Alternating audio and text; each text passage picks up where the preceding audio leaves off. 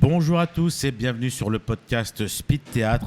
Aujourd'hui, nous recevons Alvina Najem-Meyer qui vient nous parler d'un spectacle qui est ici à Avignon, Lights on Chaplin. Alvina, bonjour. Bonjour. Alors, en quelques mots, parlez-nous de ce spectacle qui est un petit peu particulier, Lights on Chaplin. C'est sur la vie de Charlie Chaplin, je pense, je ne me trompe pas trop là-dessus. Alors, non, c'est pas sur la vie de Charlie Chaplin. Donc je me trompe. Ça reprend plutôt l'œuvre de Charlie Chaplin. Et notamment Les Lumières de la Ville. Ah oui, très beau film. Ça se base principalement sur la trame des Lumières de la Ville et après ça s'inspire de tout l'univers de Chaplin, donc de plein de différents films et même il y a beaucoup d'inventions aussi, mais inspirées de l'esprit Chaplin. Et comment vous est venue l'envie de monter ce spectacle-là, Lights on Chaplin? Donc, on tient à préciser également que c'est un spectacle en noir et blanc, que c'est un spectacle muet également, donc ce qui est assez rare quand même au théâtre, un spectacle muet. Ouais. Et que vous êtes par contre accompagné au piano en live par Gabriel Ortega et Clément Darlu. C'est ça. Alors, donc d'où est venu ce Lights on Chaplin? Qu'est-ce qui a donné l'idée de faire ce spectacle? Au départ, moi j'aime beaucoup le cinéma. Donc j'étais partie plutôt pour faire du cinéma, mais je me suis retrouvée plutôt en théâtre. En fait, c'est très bien voilà, aussi. Et j'avais commencé le cours Florent et je voulais continuer avec le cursus cinéma. Et en fait, je me suis dit non, je vais continuer le théâtre. Mais du coup, cette pièce, c'était un peu une manière pour moi de rassembler les deux. Voilà, de faire quelque chose, le cinéma qui me tenait énormément à cœur, d'en faire quelque chose au théâtre, quoi. Donc vous aimez, est-ce que vous aimez ou est-ce que vous êtes même passionné par justement ce cinéma muet que Chaplin a mis en lumière justement? Oui, absolument. C'est des films que j'ai vus depuis ma plus tendre enfance.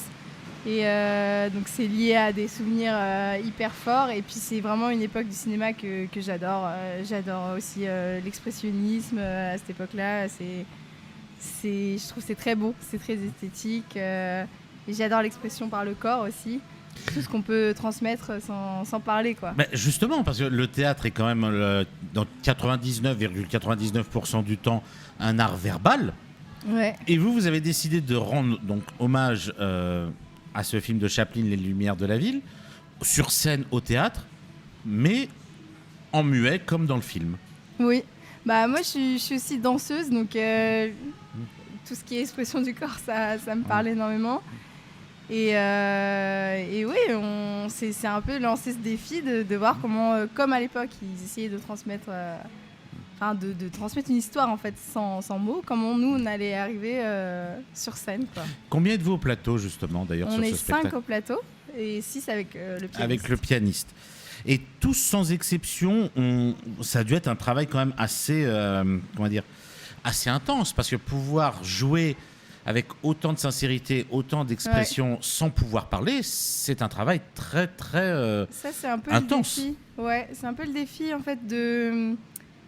Alors il y a l'aspect chorégraphique, il y a l'aspect très millimétré, mais à l'intérieur de ça, il faut vivre.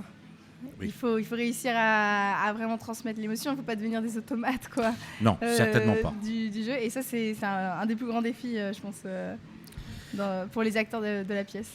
De pouvoir transmettre autant de sentiments, autant d'émotions sans pouvoir utiliser la parole, il faut vraiment avoir une. Mais aussi parce que comme c'est calé sur la musique, c'est ne pas rester trop cérébral en fait, à se dire là à tel moment je fais ci, je fais ça. Et se laisser un peu porter par la musique. Mais c'est très beau.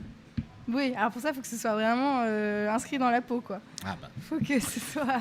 C'est que les comédiens ont été, je pense, je vais dire une bêtise, surtout c'était très bien choisi dans ces cas-là. J'espère. Alors, on va citer leur nom également. Je vous laisse le faire. Tiens, cite le nom de vos partenaires. Alors, on a Dimitri Rekatchevski qui joue Charlot, qui est un élève du Mime Marceau. On est très content. Donc il est allé à très bonne école avec le Mime Marceau, en effet. Donc tout ce qui est expression corporelle, ça lui connaît. Ensuite, on a en alternance Raphaël Guérin et Olive Laurent dans le rôle du millionnaire. Moi-même dans le rôle Oui, c'est vrai que là on fait le tour du monde, mais vous êtes aussi sur scène avec eux, Voilà, quoi, c'est bien ça. sûr. Je suis sur scène. Dans le rôle de la marchande de fleurs aveugle et d'une danseuse. Et aussi, on a deux Gavroches, joués par moi-même et par Laurel Launay, qui joue aussi la patronne du restaurant. En fait, on fait tous plusieurs rôles, vous l'aurez compris. Et Julien Janssen, dans le rôle du policier notamment, et du boxeur. Et ensuite, j'espère que je n'oublie personne, on a nos deux pianistes, Gabriel Ortega et Clément Darlu. Et c'est votre première fois à Avignon. Là, je parle pas forcément avec ce spectacle, mais vous en tant que comédienne. Oui, moi c'est ma première fois à Avignon. Et pour tous les autres comédiens également, ou certains sont déjà venus ici à Avignon? Raphaël Guérin a déjà fait Avignon et Dimitri, notre personnage principal, a aussi déjà fait. Donc certains il a eu plusieurs fois la chance de vivre cette expérience. Donc certains sont déjà des habitués d'Avignon, mais la plupart, c'est votre baptême du feu. Oui, c'est tout nouveau et voilà. C'est notre premier Avignon. Vous avez déjà commencé à jouer, oui, crois. On a commencé le 29. Le 29. Comment se sont passées les premières représentations? Alors, justement, on a eu 2 représentations, ça s'est bien passé. On a eu déjà un petit public, donc... Alors là, c'est une question là, c'est autant le là, c'est autant le journaliste que le passionné de Charlot, parce que j'aime beaucoup le théâtre, les films de Chaplin, donc on pourrait parler un petit moment de ça après. Oui. Comment le public a réagi face à ce spectacle? Quels sont les retours que vous avez sur quand vous sortez de scène et que le public vient vous parler? Qu'est-ce qu'il vous dit la plupart du temps, ce public? Il y en a beaucoup qui sont très étonnés du rendu, déjà, du noir et blanc, je pense. Du fait que je pense que certains appréhendent un peu le côté muet. Et en fait... ils ressortent, ils disent qu'ils ont été happés du début à la fin, donc finalement ça les a pas du tout ennuyés. Et ce qu'ils vous ont déjà dit, ce serait le plus beau compliment, qu'ils retrouvent l'univers de Chaplin, qu'ils ont l'impression d'être face au film en vrai de Chaplin. Oui, en tout cas qu'on est tout à fait dans le ton de Chaplin, et ça, voilà, qu'ils se sont retrouvés comme dans leur enfance par exemple, donc ça fait plaisir. Donc, ça peut pas être un meilleur compliment. Oui, absolument. Vous voulez rendre hommage à ça. ce monsieur, et le public vous dit mais j'ai l'impression de voir Chaplin face à moi. C'est magnifique comme compliment. Je pense que c'est même le comédien principal qui vient de l'école du mime Marceau. Je pense que c'est lui dire qu'on revoit Chaplin lorsqu'il interprète son personnage de Charlot, ça peut pas être un plus beau compliment. Ça doit le toucher. Ça doit le toucher en plein cœur. Ah oui, absolument. Ça, c'est tout à fait notre but. On veut respecter et voilà, rendre hommage. Et même vous, parce que le personnage que vous jouez, la marchande de fleurs aveugles, c'est l'un des personnages cultes des films de Chaplin. Ouais. Donc quand ils doivent vous en parler, je pense qu'ils doivent être, touchés également. C'est vraiment l'atout émotionnel et touchant, la marchande de fleurs, parce qu'il y a beaucoup de choses assez comiques, de gags. Mais en même temps, en toile de fond, il y a cette histoire hyper sensible, hyper belle, et ce personnage hyper touchant. Alors, petite question que je me pose, parce que là c'est le fan de Chaplin qui va un peu prendre la parole. Pour vous, quel est le plus beau film de Chaplin à vos yeux, en dehors des Lumières de la Ville? Je vais être un peu... Bah oui, sinon ce serait beaucoup trop simple. Non, pour moi, c'est The Kid. C'est bête, j'aurais dû dire sauf The Kid et les Lumières de la Ville, qui sont vraiment les films les plus touchants qu'il ait fait. Alors, après les Lumières de la Ville et après The Kid. Voilà. Et après The Kid. Alors moi, j'en ai un en tête. Ouais. Mais si vous êtes fan de Chaplin, vous devez le connaître. Parce que moi, je trouve ce film absolument touchant. C'est Les Feux de la Rampe. Oui. Limelight. Limelight, oui, moi je l'appelle pas en français. Oui, voilà, Limelight, qui est qui pour moi est un film absolument sublime, parce que c'était un des derniers films qu'il a fait. Et je trouve que c'est peut-être un des personnages qui ressemble le plus à ce qu'il a été toute sa vie. C'est incroyable parce qu'il passe au parlant et finalement il joue hyper bien. Il assure, quoi. C'est un modèle. Chaplin est un modèle et une référence pour beaucoup d'entre nous. Pourquoi aussi j'ai pensé à Limelight? Parce qu'il y a une scène où moi, quand j'ai vu cette scène-là, j'ai un peu l'impression qu'il passait le flambeau parce qu'il a une scène avec Buster Keaton. Oui, Buster Keaton oui. qui a été un des... Là, pour la première fois, ils sont tous les deux. Ils se retrouvent face à face. Et c'était... pour moi, Buster Keaton a été presque dans le style un peu comme un pendant de Chaplin. Donc quand on les retrouve tous les deux sur cette scène-là, dans cette scène ensemble, je les trouve tous les deux absolument sublimes. Et on a plus l'impression d'avoir un Chaplin assez...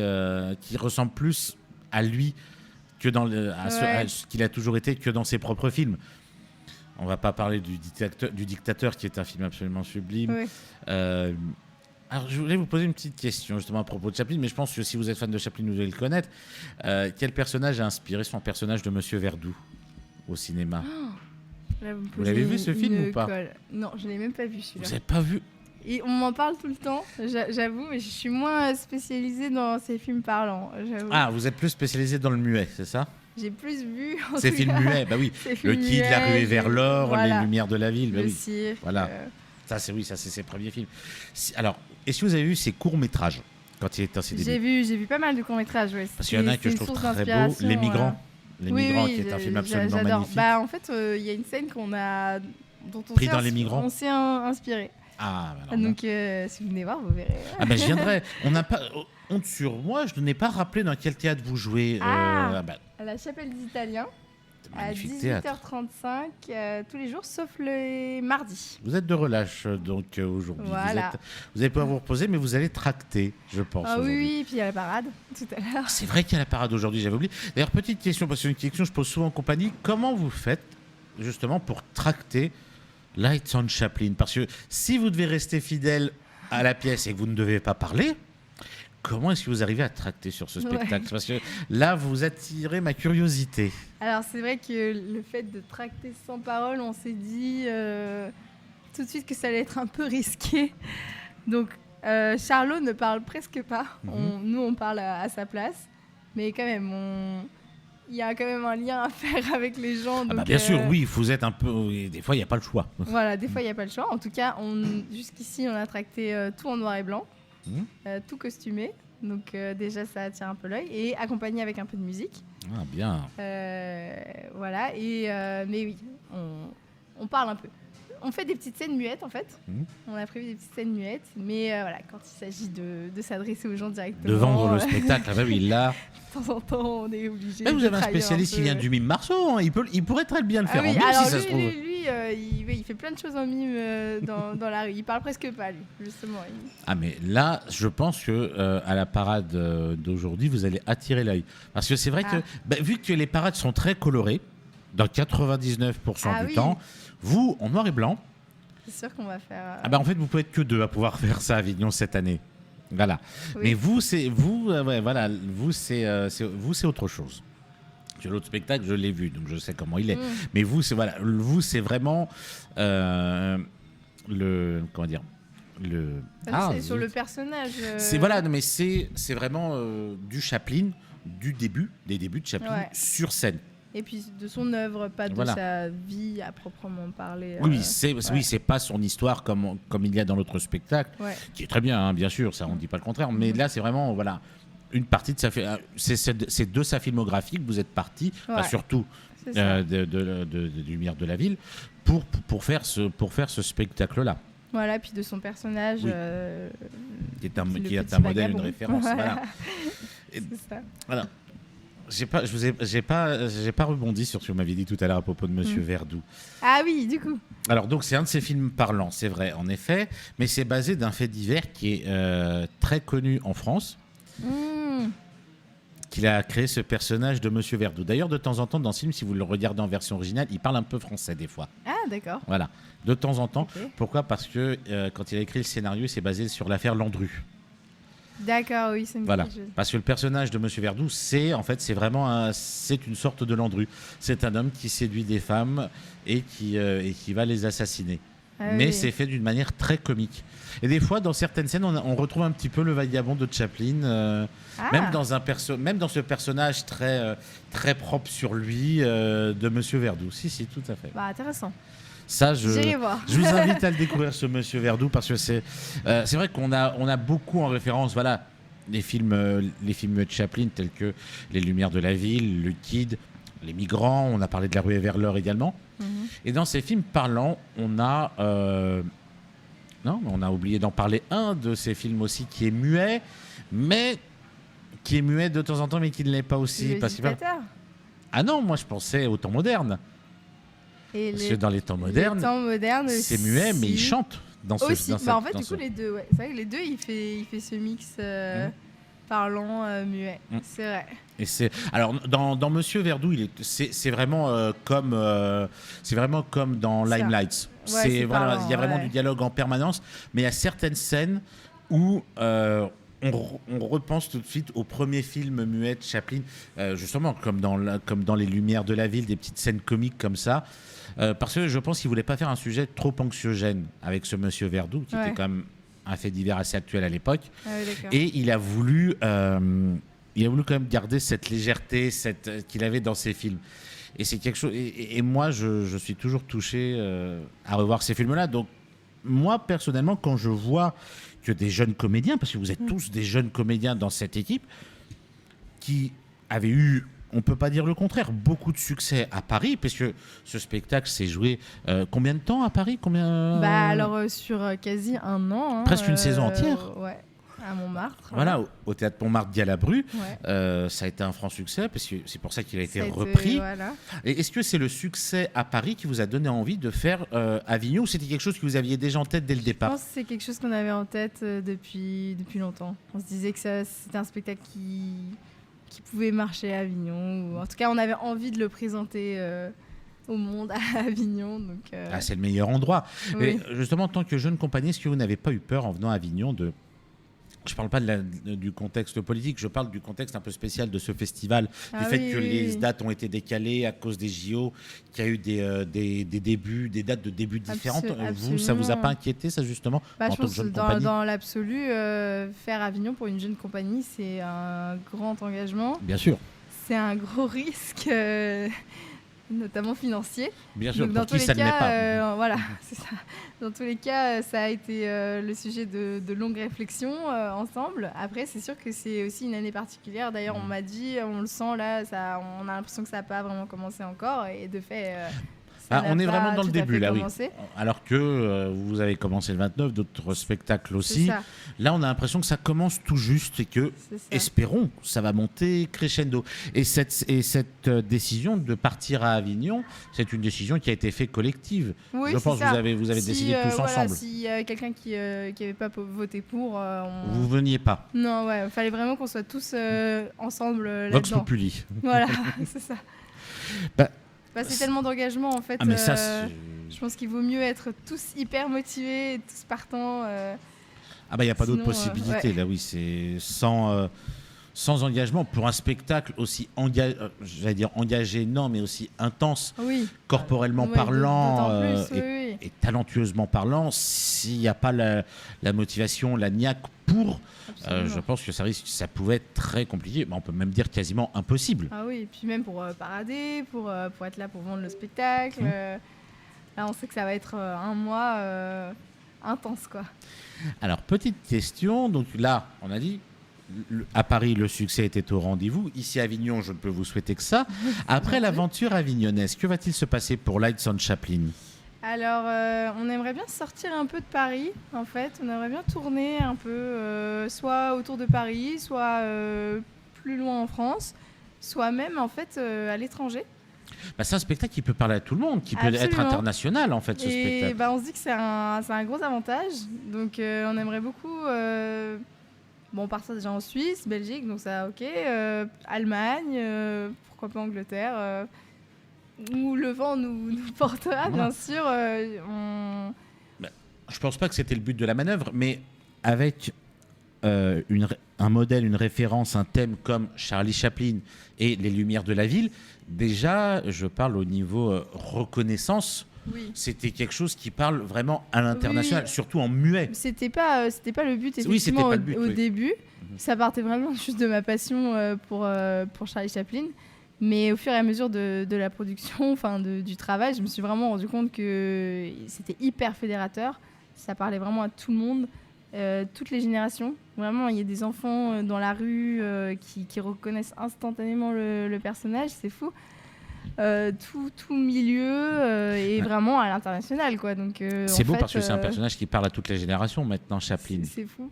Il a pas disparu. Non. C'est vrai que là je parle plus pour les tout jeunes, on a en référence dans l'humour, dans le gag, dans les mimiques, tout le monde pense tout de suite à Louis de Funès, alors que Charlie Chaplin pour beaucoup de choses a été un précurseur. Oui. Et on a un peu peur que ces précurseurs-là, voilà, on parle de Chaplin, on a parlé tout à l'heure de Buster Keaton, pour moi c'était un petit peu les maîtres à leur époque du burlesque. Le burlesque dans le terme littéraire. Chaplin et Buster Keaton, c'était le cas. Le burlesque, c'était c'est les lumières de la ville, c'est les temps modernes, c'est toutes ces choses-là. Et avec un style d'humour comme l'avait, je crache pas dessus bien sûr, parce que c'est quelqu'un que je respecte beaucoup, Louis de Funès aussi, on a un peu peur que ces grands noms-là tombent un petit peu dans l'oubli. Et c'est pas le cas, puisque vous-même vous venez de dire que des tout jeunes spectateurs ou des tout jeunes enfants dans la rue reconnaissent le personnage de Chaplin. Ah oui, moi ça m'a vraiment beaucoup surprise, mais vraiment aussi des personnes de toute origine, vraiment, c'est vraiment fou. Et voilà, à Paris, on croisait beaucoup de touristes aussi. À Montmartre, oui. À Montmartre, voilà, c'est le meilleur endroit, évidemment, oui. Effectivement. Et vraiment, il est universellement reconnu. Donc, c'est sûr que c'est un atout aussi pour le spectacle. Et quand on a Chaplin dans le titre, j'ai l'impression que ça attire d'entrée de jeu. Donc c'est vrai que c'est... Bon, après, c'est aussi un risque parce qu'il faut assurer derrière, quoi. Bien sûr, oui. Faut pas trahir... Vous pouvez pas estampiller Chaplin et dire « Oh, bon, c'est bon, c'est infaisable. » Voilà, parce que du coup, il y a une exigence et un niveau à atteindre quand même quand on prétend faire du Chaplin. Alors, je sais pas si on l'a atteint, j'espère. Et vu le succès que vous avez quand même depuis une saison à Paris, je pense. Alors, est-ce que le public parisien est beaucoup plus cool, on va dire, que le public avignonnais ? Je me pose la question. Je ne pense pas, parce que là, il y a vraiment tout type de spectateurs à Avignon. Il y a des spectateurs professionnels, touristiques, juste des personnes qui viennent en famille, comme ça, qui ont la possibilité de venir voir un spectacle. Chose qui est plus compliquée à Paris, parce que c'est que les soirs, il n'y en a pas la journée. Oui. Alors, je pense que là, pour venir vous voir, et je pense que ça a plutôt bien démarré pour vous, vous avez quand même quelque chose sur Chaplin, en noir et blanc, en muet, en musique. Ils se disent... Ah, mais c'est très intriguant, on veut voir ce que ça donne. Oui, il y a aussi l'aspect musique live, effectivement, qui plaît bien. Et là, je sais qu'on a eu pas mal d'étrangers aussi, parce qu'il y a des étrangers qui sont là pendant le festival et ils n'ont pas forcément mille possibilités de voir des spectacles qu'ils peuvent comprendre. Exactement. Donc ça tombe assez bien. Eh ben, écoutez, je ne peux que souhaiter que votre spectacle Lights on Chaplin ait le succès à Avignon autant qu'il a eu à Paris, si ce n'est même mieux. Merci. Alors, après Lights on Chaplin, donc là on a parlé peut-être éventuellement si elle pouvait partir, si la pièce pouvait partir éventuellement en tournée, même à l'international et tout. Mais votre compagnie a-t-elle d'autres projets après ce spectacle-là ? Oui. Alors, Lights on Chaplin 2, non, là, on peut pas. Surtout moi personnellement, alors c'est pas forcément avec cette compagnie-là. Et vous, mais bien sûr, vous, évidemment, oui aussi. On a travaillé sur une mise en scène de Théorème de Pasolini. Donc, du coup, c'est un peu un autre style, en effet. Oui. Un autre style. Mais du coup, aussi, il y a cette inspiration du film et du roman, pour le coup, avec Pasolini. Et on l'a déjà présenté à Paris en décembre et on va le reprendre en septembre, je pense. Donc, à Paris également ? Ou en tournée ? Je pense, ou en tournée. On est encore un peu... dans l'expectative. Ouais, voilà. On va déjà reprendre, mais ça, c'est mon prochain... Votre prochain projet à vous. Voilà. Et oui, voilà. Principalement, c'est ça. Après, avec la compagnie, on cherche beaucoup à faire des spectacles... en fait, c'est une compagnie qui se veut franco-allemande. Parce qu'on l'a fondée avec une amie, on est toutes les deux... bilingue, allemand, et du coup on cherche à faire des spectacles qui puissent traverser les frontières en fait. Donc c'est typiquement le cas de Lights on Chaplin. Là oui. Et il n'y a pas la barrière de la langue. On réfléchit des spectacles bilingues ou des spectacles en allemand pour la France ou en français pour l'Allemagne. Enfin voilà, c'est un peu notre ligne directrice pour l'instant. Et si à Avignon, alors pareil, c'est mon cerveau alambiqué qui pose cette question. Si jamais vous voyez que Lights on Chaplin continue son succès parisien ici même à Avignon, et qu'on vous propose de continuer à rendre hommage à Chaplin, mais avec d'autres œuvres du personnage. Est-ce que vous seriez prêt à retourner dans ce style-là, ou vous auriez vraiment envie peut-être de continuer à faire découvrir tout le talent de votre compagnie, mais avec un autre thème que Chaplin, même si c'est celui qui aurait été le premier à vous faire reconnaître?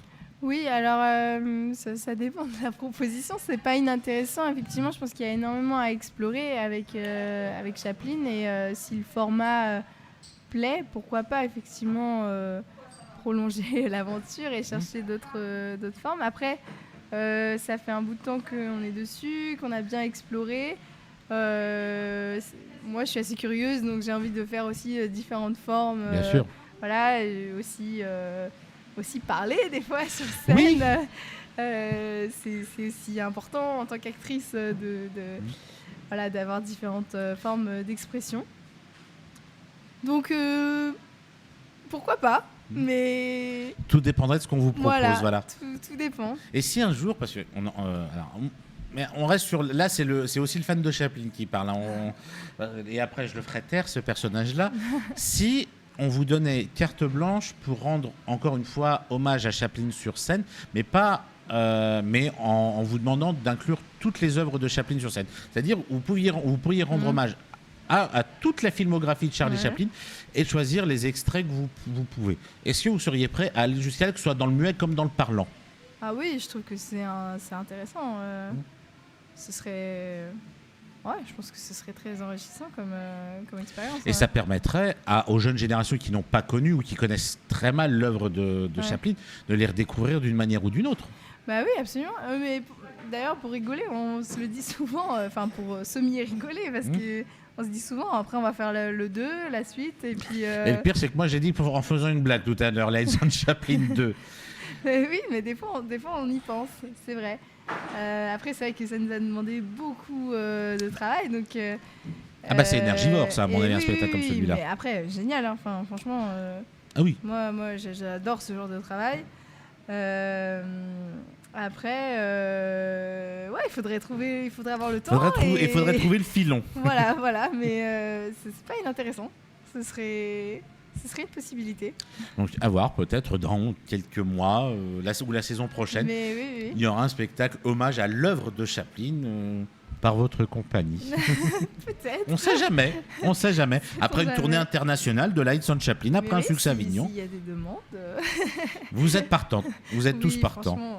Ma passion pour Chaplin est vraiment immense, donc j'aurais pas du tout de problème à travailler encore longtemps. Étant passionné aussi là-dessus, je ne peux que vous suivre sur ce projet-là.